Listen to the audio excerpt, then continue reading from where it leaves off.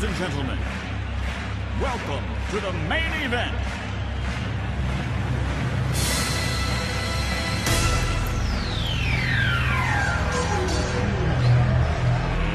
Let's get ready to rumble!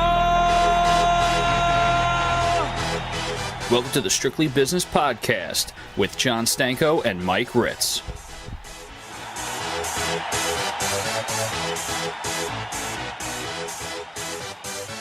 Y'all ready for this?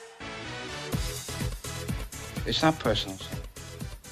It's strictly business. Welcome, everyone, to the Strictly Business Podcast once again, twice in 1 week. Michael Ritz here with Jon Stanko. Mike, it's time. It's week one of the NFL season tomorrow. Are you ready for this? I'm excited. I mean, who isn't excited for this first week of the NFL? Dude, it's Christmas come early. This compares to opening day of baseball for me. It's like my two favorite sports days of the year. I mean, college basketball for me is up there, too. Touche. All right, Mike, but let's hop right into it. Opening game tomorrow night, or Thursday night, if you will. The Green Bay Packers heading to Seattle. It's the game, the sequel to the infamous Fail Mary, if you will. So who you got winning this one? Green Bay Packers going up against the Super Bowl champions, the Seattle Seahawks. I am going to go with the Seattle Seahawks. I think it's a sin to go against the Seahawks while they're at home. I really think this is going to be foreshadowing into the NFC Championship game. But I see the Seahawks coming out on top here. I think their defense is too tough. I think they're too much of a steady, reliable team from offense and defense. And until the Packers show me that they can play a little defense, I can't say that they are a better team than Seattle right now. So I'm going to go with Seattle. What about you, John? I agree with you. I think this game is going to be very close and competitive, though, because I think an interesting thing to see is how the Seattle secondary will fare against the referee to officiate this game. I think that the opening quarter is going to set the tempo for whether or not Seattle can be physical with the Green Bay receivers, and if they're allowed to be physical, Seattle will dominate the secondary. But if they call those ticky-tacky fellas like they did in the preseason, I think that this game gets very, very interesting. However, I'm going to go with Seattle 27-24. They will defend their Super Bowl. And, I mean, they're already going to be pumped up because they're unveiling the banner, but they also got the 12th man there, and they're going to be extra pumped. Aaron Rodgers is not going to be able to say a word that his offensive line is going to be able to hear because it's going to be so loud there. Yeah, also, the Packers have a rookie center starting this football game. Their center, J.C. Treader, got hurt, and he's going to be out for the start of the regular season. So they have their rookie center, and I don't know if you saw, but Bruce Irvin on the Seahawks says, "I'm going to pray for him," talking about this rookie center, Corey Linsley. Boy. Bruce Irvin already talking smack. Seahawks already talking smack, ready for the game. But, I mean, it is a valid point. This guy is playing his first game away from home, probably in the last place you want to start with, probably the hardest place to play in the NFL. So the Seahawks trying to use the intimidation factor on the rookie from the Packers. Over, under, one interception for Richard Sherman. Man, I'm going to say under. I don't think he gets one. I don't think he gets one tomorrow. I don't think he gets one on Thursday. What about you? I agree with you. I think Aaron Rodgers knows well enough not to throw it in his direction if he's going to force it. Yeah, if anything, who do you think he's going to guard? Because I think Aaron Rodgers would rather have, Jordy Nelson just have, 2 receptions a night than try to force him into throwing to Jordy and risking a pick.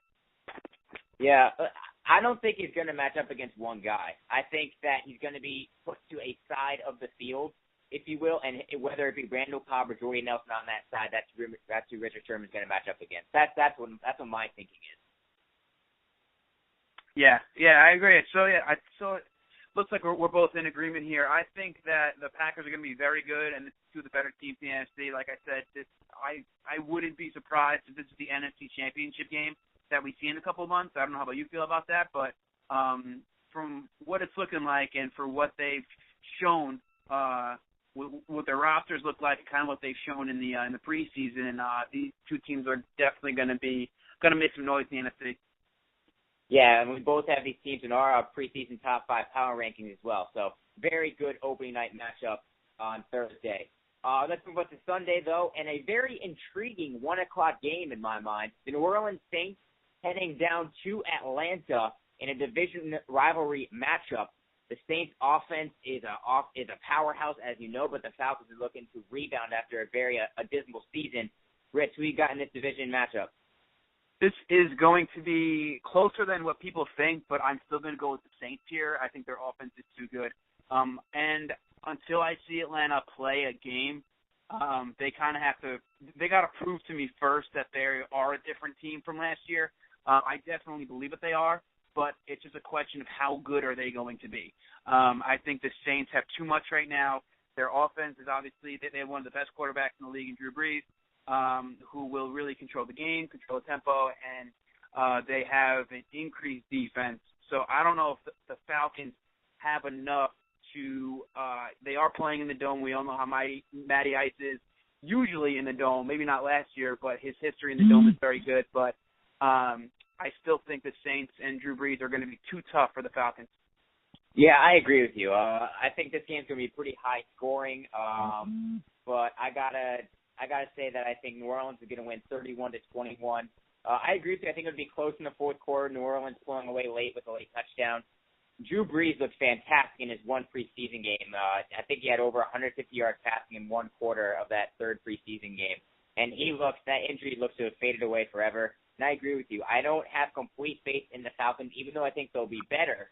As I said in our last podcast, I think this is not the week for them to start off on that proper footing, because I think New Orleans, in my mind, might be the best or second best team in the NFC right now because of how motivated they are. Sean Payton, a fantastic coach, and Jimmy Graham, the best tight end in football. This offense just has way too many weapons. Yeah, that next team in the NFC, really the Saints. Those three teams, Packers, Seahawks, Saints, they all can make a run. Yeah, so 2 for 2, Stanko, or 2 for 2. But also one thing to point out, the Saints will not have Darren Sproles. So look how that will affect their offense. That's something to look at. Yeah, even on the special team side, because let's see who's going to return the punts. Exactly. Very good point. Let's get to a game that I think is pretty intriguing. I don't know about you. You might not think so. I may be crazy. But the Minnesota Vikings headed to St. Louis. St. Louis, Sean Hill will be starting at quarterback after Sam Bradford tears his ACL for the second consecutive year. And the Vikings coming in with 2 quarterbacks who played well in the preseason, both Castle and Bridgewater. Castle was named the starter heading into week 1. This game is in St. Louis, Mike. Who you got winning this one, Minnesota or the Rams? This is one of the tougher ones of the week, but I'm going to go with the Vikings here. I think that the Rams still, they need to figure out, without Sam Bradford, how their offense is going to run. And I think when you look in that offense versus offense here, you got to go with the Vikings. Obviously, Adrian Peterson is a beast, one of the best running backs in the league. At least Matt Castle has played and has proven himself a little bit in the NFL. Sean Hill is going to get the start for St. Louis. I don't know. I gotta see him a little more before I pick. And I think with the Vikings offense, it definitely has more promise. Although I think St. Louis does have a way better defense than Minnesota, I still think Minnesota is going to kind of pounce on them early and then hang on for the win. Great minds think alike, Michael Rich. Great minds think alike. I am with you 100% for every reason that you said. Listen, I think it's going to take at least a week or two before Sean Hill is comfortable with the offense. Listen, he's a veteran backup quarterback, but it doesn't matter how many years you're in the league. You're still going to have to dip your foot in the water and test the playing with your new team. So I agree with you. I think the Rams lose by 3, 20-17. I think that if the Vikings can run the ball and establish the run in the first half, because that defensive line, that pass rush is so good for St. Louis. Minnesota has to run the ball to win. I think as long as AP goes over 100 yards, Minnesota can pull this win out. Yeah, completely agreed. All right, let's move on to the AFC North, a division rivalry. The Cleveland Browns under Brian Hoyer heading to Pittsburgh to play the Steelers. It shall be known that there is no Josh Gordon for the Browns, not this game, not for the entire year. So their offense is what we would say weak, very weak. For me, I don't think this game's going to be very close or competitive. I don't know what you think. Yeah, I think the Steelers are going to have this all the way. I'll say it. This is my lock of the week. I will say this is my lock of the week. Okay. Lock of the week. I really believe that there's no way that the Steelers are going to lose this game. They're playing in Pittsburgh. The Browns are just such a mess right now.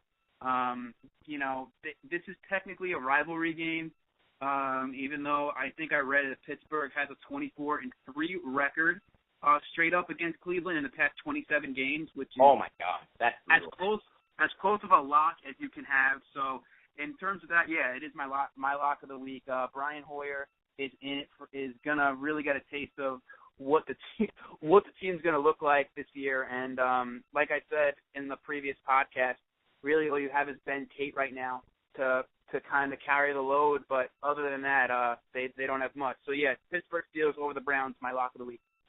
I agree with you with the Steelers over the Browns. It is not my lock of the week, however. We'll get to that game shortly for me.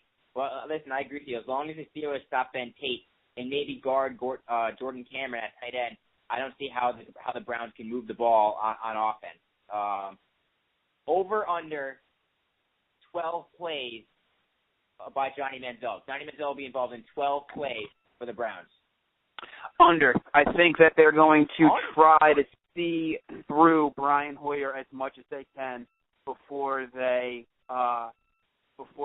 put in Johnny Manziel. So I think for the first week, he still has to get adjusted to the speed of the game, and I think especially in week 1, it's going to be under 12 plays.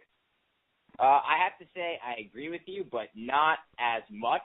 I wouldn't be surprised to see him in there on a goal line or something crazy, because the Steelers expect him to play. They've made it known that they expect him to play some snaps. And listen, Coach Tenton has said that they're looking at plays for Johnny Manziel. But I think Johnny Clipboard will be trending on Twitter within 5 minutes of this game starting, and that's how it'll take to be over, because Pittsburgh will pounce early and they won't let up. So we both agree Pittsburgh Steelers fairly easily over the Cleveland Browns. They are your Stone Cold lock of the week. Yeah, lock it up, baby. Lock it up. Lock it up. All right. Now let's get to my Stone Cold lock of the week. If the Jacksonville Jaguars heading to Philadelphia, I'm going to say it right now, Philadelphia is going to roll all over Jacksonville. This is my lock of the week. There's no way the Jaguars can keep up with the Eagles. No way in hell. Yeah, that's definitely the other game that I was thinking of putting, but I'm glad that I didn't, because we wouldn't want to be the exact same. But I agree with you that there's no way the Eagles are going to lose this game. Although it will be said that this is Johnny Stanko's second-place team in the division, the Jaguars. I guess it is. I don't shy away from that. I don't shy away. But I agree that there's no way the Eagles are going to lose this game. They're playing in Philly. Jacksonville is way too much to figure out early on in the season. I think the Jaguars' best play is going to be later on in the year when they kind of figure out the offense a little more. But as for right now, the Eagles have the best offense, arguably in the NFL, obviously next to the Broncos. But if you look at the stats, it's really the Eagles with the offense. But, yeah, I agree. The Eagles are going to roll over the Jaguars, no question. Yeah, all right. So that one's easy. That one's easy. Philadelphia rolls over Jacksonville, I think, by at least 2 touchdowns. At least. Let's get to a game where it's 2 very young quarterbacks, one in his second year and one making the start as a rookie. It's Oakland heading to New York. I think this is going to be one of the first times in a long time where the Jets have a distinct advantage at the quarterback position. And for me, it's going to make it pretty easy for the Jets to blow out Oakland in this game. I'm going to say the Jets win fairly easily. The score I got is 28-13. Yeah, I agree. I think the fact that they're the Raiders are starting a rookie quarterback, Derek Carr, who I think is going to be pretty good, I think the Jets defense, they're going to throw so many different looks at him as often as they can to kind of throw them off. And the Raiders offense stinks anyway, but it's going to look even worse against the very good Jets defense. And Rex isn't an idiot, as many people like to think he is. He's not an idiot in that aspect. He's going to throw as many different looks at Derek Carr as he can to try to confuse him. It's going to work. They're playing in New York. I think the Jets are going to start out 1-0. Like we said, we think Geno Smith had a pretty good preseason. So I don't expect anything less than having even a pretty good performance in Week 1. So, yeah, I'd say the Jets are going to win Week 1 against the Raiders. Yes. How much do you think Rex Ryan is drooling at the fact that he gets to go up against a rookie quarterback Week 1? I mean, I can't imagine how giddy Rex Ryan feels right now. Yeah, I mean, especially in New York, you want to start off, especially for him. He needs to win as many games as he can because despite what everyone else is saying, I mean, he thinks that he's losing his job, and a lot of people still think that he's on the hot seat. So he needs to win as many games as he can this year. And Week 1, it starts Week 1 for him, and I think he loves the fact that he's going up against a rookie quarterback because he knows for a fact that he will have the upper hand going into Week 1, and it's all about momentum in this league. So if the Jets can get rolling, it'll be the perfect situation for him to start the year. And you want to know how important this Week 1 is for the Jets? Listen to their schedule after the Oakland game. They go to Green Bay, then they're at home for Chicago and Detroit. That's 3 straight NFC North matchups. And then they go to San Diego, host Denver, and then go to New England on a short week where they'll play on a Thursday. Dear Lord. They better get this one. Get this one. I mean, what did they do to deserve 3 straight NFC North opponents? Who pissed off the scheduling of the NFL? Rex must have said the wrong thing to somebody. He's been known to do that quite a bit, though. So we both agree the Jets over Oakland easily. Let's get to another division matchup, this time in the AFC North. We already have the Pittsburgh Steelers playing the Cleveland Browns. Now let's go to the Cincinnati Bengals traveling to Baltimore. Rich, who do you got coming out on top? This one was tough for me. Just the simple fact that, the Ravens notoriously better at home playing in Baltimore, tough place to play. But I'm still going to go with the Bengals. I think the Bengals have have a lot of talent. They have a lot of talent in this team, and I think the fact that they put all their eggs in one basket, if you will, in their quarterback Andy Dalton by signing him long term is only going to benefit this team. Going to benefit Andy Dalton's confidence that they have in him, and I think that they're going to be too much. We've said about the Ravens that their defense isn't as stellar. They don't have an every down back. Flacco has been spotty at times, so for me, you got to go with the Bengals here. Yeah, I completely agree with you. The Ravens defense is not what it used to be. There's no doubting that whatsoever. I mean, they ranked 12th in the NFL last year in terms of passing defense and 11th in terms of rushing defense. So it's not terrible by any means. But last year they ranked 30th in the NFL in rushing yards per game as an offense and 83 yards per game. And they're without Ray Rice Week 1. So Bernard Pierce is going to be the engine that dictates whether or not Baltimore will be successful offensively. And I don't trust Bernard Pierce to do that against a stellar Cincinnati Bengals front line. So I agree with you. I think the Bengals win this one by a touchdown. We're agreeing too much, Mike. I don't like this. You need to I was about to say this is there has to be one game on here that we're going to disagree with, but we'll find it. It's either we're both incredibly smart, or more likely we're both incredibly stupid. It's one of those two things. We're missing something. Something is missing here. Yeah, we're missing something. But the sad thing is, I don't think we're going to disagree on this next game. The Buffalo Bills heading to Chicago. The Bears have one of the most complete offenses in football. And to be honest, I don't see the Bills stopping them at all. I see the Bears winning this one easily as well. Yeah, it's going to be all Bears all the time here. Jay Cutler, as many people as don't like him, he's a very good quarterback, especially at home. The Bills, E.J. Manuel he was streaky last year, had some good moments, had some bad moments. Let's see how Sammy Watkins is going to do. Is he going to stay healthy?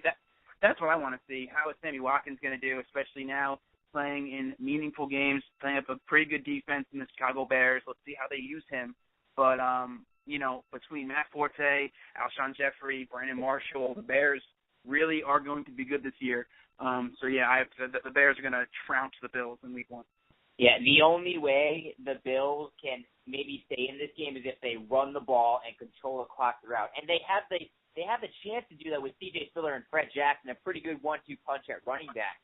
But that's the only way that they'll be able to stay in this game is if they have like a 2-1 advantage in terms of time of possession. That's the only way I see them staying in it. Yeah, I agree because that's the only way. That's the only steady offense that they have is those two backs, Fred Jackson and C.J. Spiller. That's the only things you can really count on. You can't really count on E.T. Manuel's arm. You can't count on Sammy Watkins. You don't really have another receiver if you're the Bills. So I would run it as much as I can. So if you're right, if C.J. Spiller and Fred Jackson can get on a roll a little bit and maintain the clock and not be down by multiple scores after the first half, they can hang in here, but I don't see it. I see the Bears coming out on top by double digits.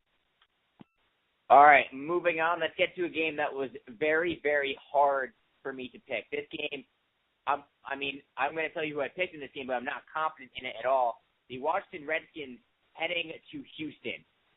It should be known that J.J. Watt has gotten paid. And do you know what happened after he got his nice big fat contract, Mike? What happened? He went to the weight room at 3:30 in the morning and was let in by the cleaning lady. And he worked out at 3:30 in the morning after getting paid. He wants to prove that he's worth the money. I think he already has proved. He just wants to prove it some more. But this game was really, really tough for me to pick, Mike. So I'm curious who you're going with here. This is by far the hardest one to choose this week. And probably by Sunday, I'm going to have a different opinion. But for right now, I think that I'm going to stick with the Washington Redskins this week. I'm going to stick with them. I think that, like I said, the Redskins' best play is going to be early on in the year. I think that RG3 is as healthy as he's going to be. I don't believe in the Texans right now. I need to see Foster before I rely on the Texans for really anything. J.J. Watt might be the only guarantee that's going to happen here. But I still believe the Redskins offense can be very good when RG3 is good, and early on in the year he's going to be. Pierre Garçon, Deshaun Jackson, and Alfred Morris, their offense is very good. So right now I'm going to stick with my pick with the Washington Redskins. Yeah, I'm with you 100%. I have the Redskins right now, but come Sunday, I might change my mind. The Redskins offensive line did not look good in the preseason. And I am very scared as to what J.J. Watt and that guy by the name of Jadeveon Clowney, I don't know if you've heard of him before. He doesn't have much hype. He's kind of under the radar. But I'm scared for what they're going to do to that Redskins offensive line and how badly they're going to fluster RG3 because Clowney hits really hard. J.J. Watt is a diesel truck. I mean, I think you're going to be able to tell who wins this game by the first quarter. If the Houston Texans are getting to RG3 with ease, the Redskins are in for a long day. But I think that the Houston Texans offense, I don't have any faith in Arian Foster anymore and their quarterback situation. So until I see something from their offense to boost my confidence in that, I'm going to have to stick with the Redskins, but I am not confident about it at all. Yeah, I agree with you. If you are RG3, it's probably the last team you want to play week one because you want to be as healthy as you can be, and you have two guys that can really, really get to the quarterback. So I completely agree with you. I don't think it's going to be a close game, but I think I can see it going either way. I think the Redskins can blow this team out by 3 touchdowns, but I think the Texans can too, depending on the first half. I think the first half is everything in the game. Yeah, listen, I completely agree with you. I'm excited to watch this game out. I'm excited to see how it turns out because I don't know what to expect from it. So that's what I'm excited about. So let's move on to a game that is, for me, pretty easy to pick. The Tennessee Titans heading to Arrowhead to play the Kansas City Chiefs.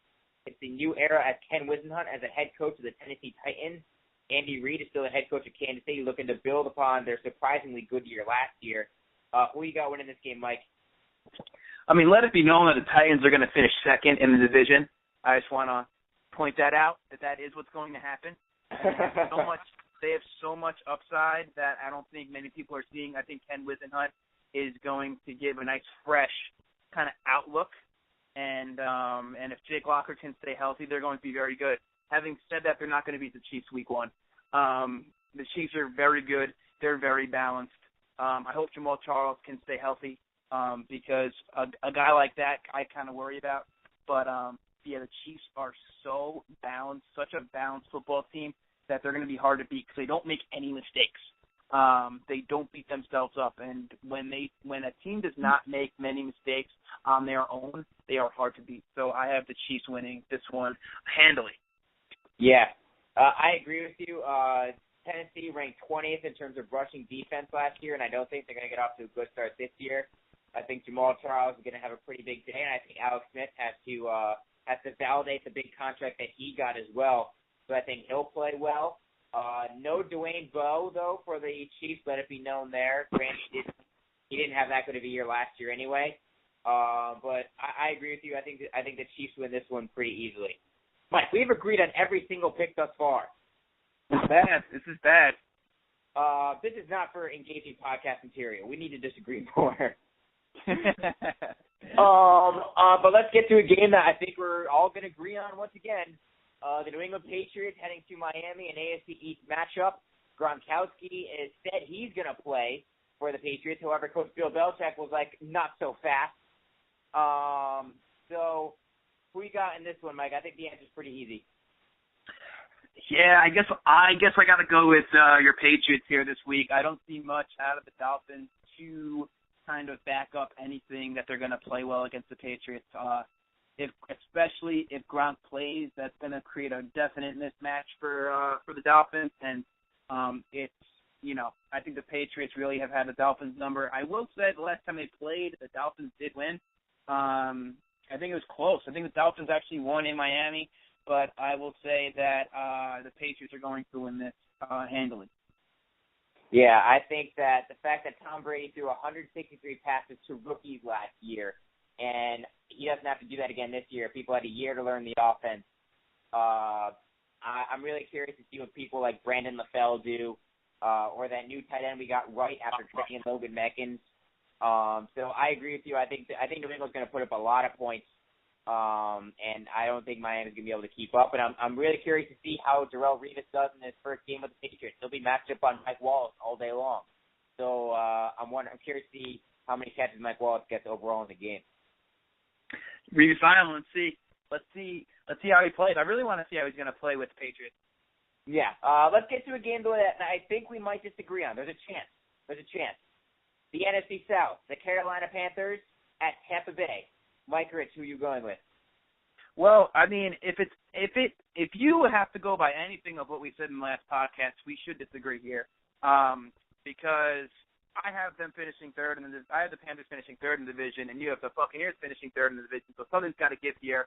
I'm going to stick with my beliefs in the last podcast, and I'm going to stick with the Carolina Panthers. I think the Panthers have enough on defense that they're going to stop the Bucs. I think that Cam Newton is remotely healthy. I mean, he does have a cracked rib, but I think that he's going to play through that. And I think as good as the Buccaneers defense is said to be, I think the Panthers defense is much better. I think they're going to stop Doug Martin because we said in the last podcast that he's not an every down back and he can't really handle that workload yet. So for me, I have the Panthers winning this. Let's see what you say, Stan. Can we disagree? Yes. Finally. I got Tampa Bay in a low-scoring affair. Cam Newton has not practiced yet with those cracked ribs. I agree with you that I think he'll play Sunday, but he won't be 100% healthy. And I think that Doug Martin's stock went up a little bit with the trade for Logan Mankins, who, in my opinion, is one of the best offensive lines in football. So I think that Tampa Bay is going to win a low-scoring game, a game that's going to be dominated by the defense. I wouldn't be surprised if a special teams play or a big defensive play turns this game around. But I got Tampa Bay winning by 3. I think the score I have is 17-14 in my head. But we disagree on a pick. Thank God. Yeah, and I'm happy because I really think you gave me one here. I don't see it. I really don't see it here, Johnny. We shall see what happens, Mike Rich. We shall see what happens. All right, let's go on to this next game. It'll be the Sunday night game. We have the Indianapolis. Wait, you skipped the game. Good sir. First of all, I did skip the game. You're right. Go ahead, man. Good sir. You handle your skipped business. How dare you? I mean, Rich, I don't think you'd mind if we skipped this team. The Dallas Cowboys are hosting That's the what it is. 49ers. So I see you trying to skim by them. But listen, I think we can get through this game pretty quickly. San Francisco wins this one easy, right?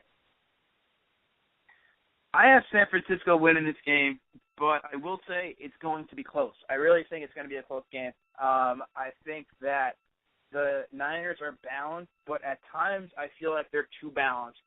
They're almost too controlled, and I think that's what separates them from getting up into that next step, if that makes any sense. So I think that they try to control the game too much on the ground, and I think that they aren't going to run as many plays as maybe they should. I have the Niners winning this game, but it's going to be by 7 at most, if not by a field goal, because the Cowboys' offense is very good.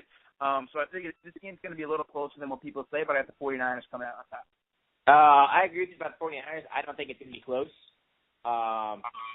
I mean, San Francisco has so many ways to score on you, whether it be their running backs running, Frank Gore, whether it be Colin Kaepernick running, or throwing the ball. With Michael Crabtree now healthy week 1 and looking to be healthy for a full season. I agree with you, San Francisco's defense is a little bit sketchy, so Dallas can score a lot of points, but I think San Francisco still scores a substantial amount more. I see San Francisco winning by at least 10 in this game. But now we can skip past your Cowboys. We can get to the Sunday night game. Finally. So like I was going to say, Sunday night game, we have the Indianapolis Colts, Andrew Luck, obviously coming off 2 great years starting in the NFL. He has some records already, going up against the former Colt, former face of the franchise, Peyton Manning, and the Denver Broncos playing in Denver. Stanko, I don't think it's much of a decision, but let's see what you have to say. I think that Denver is going to win this game, but I will say that I think now that Wes Welker is suspended for 4 weeks, whether that be a gift in disguise because of his concussion situation, but I think that his absence is a huge factor for the Denver Broncos. He was targeted the most out of any receiver last year by Peyton Manning. He was a massive red zone target when they got down there inside the 20-yard line. Now, how much will his absence be missed? They have so many weapons on the offensive end, who knows? But I think that with him out, Denver will only win this game by maybe a touchdown. But I think that Peyton Manning does edge out his heir to the Colts in Andrew Luck. I mean, yeah, I think that I definitely have the Broncos winning, coming out on top here. I also think Emmanuel Sanders is set to have a big year because I don't think he was utilized as often as he should have been in Pittsburgh. So I think it really is a big get for the Broncos, and I think he's going to kind of carry the load when Wentz is out. So with that, I don't think it's much. I think that the Colts are very good, and I think they're going to be very good throughout the year, but I think the Broncos here have too much. Their defense has gotten much better, and with their acquisitions and Talib Ware. But especially playing in Denver, I don't see the Colts going into Denver and coming out on top here. And also, according to Tony Gonzalez, I don't know if you saw this, but he has the Broncos going 16-0 and winning the Super Bowl this year. I don't know how you feel about that, Johnny. That's wrong. They play New England this year. That's a loss, right? I'm just kidding there because we'll get that. We'll get to that game when we come to the week.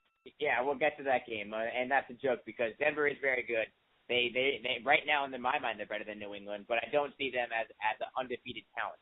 But I'm curious, where do you have the Indianapolis Colts roughly ranked in as a preseason power rankings? What do you see them as they're not in your top 5 as we discussed in our last podcast, but our friend Tommy Simon commented on our Facebook page. He has the Indianapolis Colts as the 5th best team in the NFL right now, and I thought that was a little high. But I respect Tommy's opinion. I'm curious as to where you have them. Well, I have the Patriots above them because the Patriots were my 6th team in my power rankings. I think they're right there. I really do. I really think they're right there. So I would have them 7th, honestly. I think the Colts are that good, but I don't think they are, a top tier team yet. So I have them. I have them definitely in the top 10, in that 7 to 10 range. Yeah. I mean, do you think they're better than the Chicago Bears? I think they can be. Yeah, I would have to see. You gotta see how the year plays out, but probably on paper the Bears are probably better, but I don't think they're noticeably better than the Colts. No. Yeah, I think I have the Colts at like number 8 or number 9, maybe number 10. I think they can be a top 5 team this year. I think they eventually will be with how easy their schedule is playing in a really weak division. But I can't put them in my I can't put them in my top 8 at the start of the season because I'm not convinced about their defense and I'm not convinced about their running game. Gotcha. But we'll see what happens. Either way, great Sunday night game to open up the season, though. Fantastic job by the NFL. Oh, without a doubt. The opening game on Thursday and the closing game on Sunday are probably the 2 best games. Yeah, I could agree with you there. Well, let's get to Monday night, shall we? Let's get to your New York Giants, who go to Detroit to battle Matthew Stafford, Calvin Johnson, Reggie Bush, Joyce Bell, and the Detroit Lions. I don't know if you called me hinting there at how good the Detroit Lions offense is compared to your New York Giants. But who do you got winning this game? There's nothing for me to defend the Giants, so I have to go with the Lions here week 1 until I see any shred of improvement on offense. And frankly, I don't think we're that good on defense either. So I really got to see this before I even think about picking the Giants for any game right now. So I think the Lions offense is scary good. If Stafford stays healthy, they can be very, very dangerous football team later on in the season. So especially in week 1, I think the Lions are going to win this one handily on Monday night. I think Eli really needs to show that he has a good, firm grasp on the offense. We're not 100% healthy, as we said in the previous podcast. And I think our only light, I'm excited to see Rashad Jennings and how he's going to do. But outside of that, I think the Lions are going to win this one handily. Yeah, I agree with you. Listen, I think that the Giants will get better as the season goes on. That's my belief. But to start the year going against an offense that's as dynamic and as in sync as the Detroit Lions, I think this one's going to be very hard for the Giants to compete in throughout the game. So we're still here. Unfortunately, we agree there. Hopefully the Giants show me something on Monday night. All right, and the final game of the week is a good one. I think an underrated one. I don't know about you. San Diego heading to Arizona. This one was pretty tough for me to pick as well. This one was the next hardest. Next to the Washington Texans game, I think this was probably the toughest one to pick. Just because I think Arizona is unproven, and you not even unproven, but you just don't know where you're going to get from them. Which is why I'm going to go with the Chargers because I know what I can get out of the Chargers. Probably my most hated player in the league, Phillip Rivers. He is a pretty good quarterback, I will say. He's a pretty good quarterback. I think he gets the most out of what he has. And I think let's see how Ryan Matthews is throughout the year, but I think if he stays healthy, he's in it for a big year. And I think that with the Cardinals, I'm interested to see how Andre Ellington is going to do. A lot of hype surrounding him going into the season. How is he going to perform with all that hype? And I think that before I pick the Cardinals, I got to see how they're going to play. So I'm going to go with San Diego here, Johnny. And we disagreed for a second time. Good. Granted, though, this game is 50-50 for me. This game is exactly like the Tampa Bay Carolina game. I could see either team winning it. But I'm going to give the edge to the home team in Arizona. The one thing I'm worried about with Arizona is that they lose a Darnell Dockett, a staple on their defense. And San Diego has Donald Brown, Danny Woodhead, and Ryan Matthews at running back. I don't know how many running backs you need. So I think San Diego will run the ball quite effectively, but I think the Arizona defense will hold on. I think they'll win it by 3.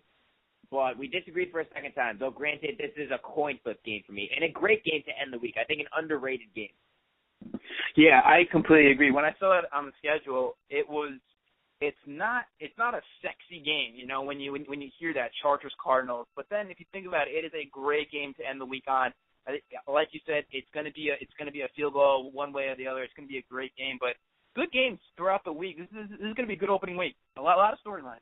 Oh yeah, I am so excited. I got my buffalo wings ready for tomorrow. I got a nice new pack of Sam Adams ready for tomorrow. I'm going to order out a pizza too. It's going to be a party. It's going to be a party. Yeah, absolutely. Let's see how we hold up. So I think the 2 games that we disagreed on is obviously the game we just talked about, and Johnny Stanko has the Cardinals. I have the Chargers. And the other game that we disagree on was what, Johnny? Was you believe in your Carolina Panthers and their defense. I believe that Carolina Panthers don't have enough offense and that Tampa Bay will get the win. So that's what we agree on. I think that Tampa Bay, Carolina, I think it's going to be a fun and cute for us all year long. I really have a feeling. It sounds like it does sound like it. It does sound like it. But I appreciate you giving me one here with that game. So it kind of gives me some wiggle room with this Chargers pick. So I appreciate it. Okay. A little bit cocky there. You're a little bit cocky. We'll see who comes out on top. And also, I do want to wish you, because also what starts tomorrow is fantasy football. So I want to wish you good luck as the commissioner of our league. I want to wish you an official good luck at the start of the fantasy football season tomorrow as well. I appreciate it.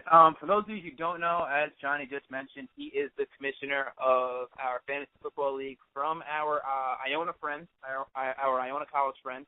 But what he doesn't tell you is he is not only the commissioner, he is the crooked commissioner of the fantasy football league. I have references. You can ask anybody who is in this league that John has had some iffy decisions, but somehow, some way, he is the Batman, if you will, of the commissioner of our fantasy league. Because everyone's wondering how he is still the commissioner. But I appreciate the good luck, because I don't know if you've seen my team. I'm definitely going to need it this year. I am not happy. I am not happy with it. Well, you go up against the reigning fantasy football champion in Matthew Buzzy. So you got a tough matchup week 1. I definitely have my work cut out for me. Yes. Buzzy had a great year last year. I will say, though, we played each other week 1 last year, and I beat him by less than a point. So hopefully I can get that victory again. It was his only loss last year. Week 1 was Buzzy's only loss, and it was to me. I think he beat me. He beat me later on in the year, but that was my claim to fame. I didn't make the playoffs, but I was the only team to beat the champion of the league last year. But I need Drew Brees to have 50 points a week for me to have any chance at any of these games. But guess what? That might be possible the way the Saints offense might look. I hope so. And also, if I come in second place again, I don't know what I'll do. I won't be sane. I won't be sane anymore. I can't take 3 straight second place finishes. I can't do it. That is a tough spot to be in, because you've proven yourself. However, you haven't gotten over the hill. You haven't gotten over the hill yet. Second place is number 1 place for losers. So let's see. I mean, fantasy, I have 4 teams in it this year, and it's hard. I feel like I almost don't like having a lot of teams, because I feel like I care about each team less. I don't know how you feel about it. I don't know how many teams you have. You don't want to know how many teams I have. I have 4. I'm in 4 leagues, and 2 of them with you. And I care about each team a little less when I add on to my number of teams. So for me, obviously, I hold the Iona League close to heart. So let's see how we do. Don't worry, listeners. You will definitely know who wins and who loses in the Iona Fantasy League.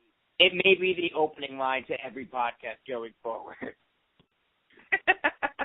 I really think if you look at our schedule, I really can go the first 5 games 0-5. I really can. Hey, listen, it's fantasy football. You never know what's going to happen. You never know. There's no chance to save Matthew Buzzy this year. I'm calling it out right now. There's no Josh Gordon to save Matthew Buzzy. Ooh, Matt Buzzy, if you're listening, crooked commish throwing shots fired the day before the league starts. That's going to be tough. That's going to be an interesting matchup when you guys go up against each other. Oh God, I am just jealous of his championship and his trophy, which will be sent out this weekend to him that he will hold for this year. I am genuinely jealous. That was a nice commissioner's touch that you had. You created a trophy, and you're going to mail it to last year's winner that he can hold throughout the year.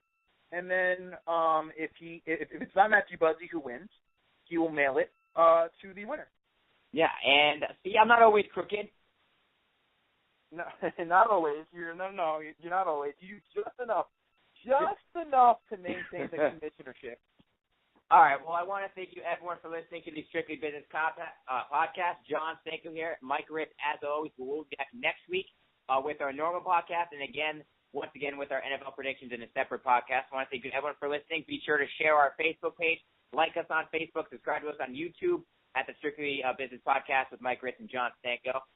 Mike, enjoy week 1 of the NFL season. I can't wait. I know you can't either. And good luck in fantasy football once again. Thank you, Johnny. And for those who are listening, we want to hear from you. So if you believe, like I believe, that there's no way the Buccaneers are beating the Panthers this week, type it in, comment on our Facebook page. If you think we're wrong, because we agreed on a lot of stuff tonight. Me and Johnny usually agree on a lot of stuff. We want to hear from you. We want you to tell us why we're wrong, how we're wrong. We just want to get some feedback from you guys. So people who do like us on Facebook, we thank you, but we also want to hear from you as well. Great way to close it out, Mike. Mike, enjoy this Sunday, Monday, and every other day this weekend. Football all weekend long, and I'll talk to you next week. All right, Johnny. Thank you.